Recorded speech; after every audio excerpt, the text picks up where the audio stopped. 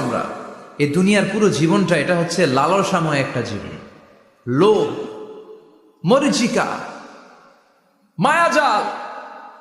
এই মায়াজালে আমরা আটকে আছি, ফলে মৃত্যুর কথা আমরা ভুলে গিয়েছি।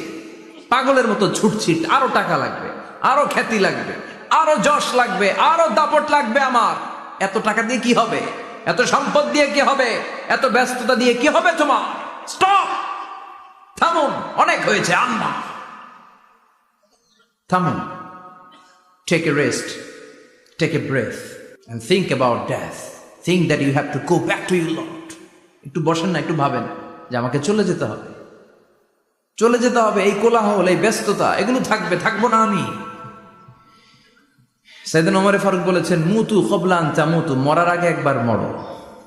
হাসিবু ক্বাবলা আন তুহাসাবু আলাইকুম, তোমার হিসাব নেওয়ার আগে তুমি একবার নিজের হিসাবটা করো না।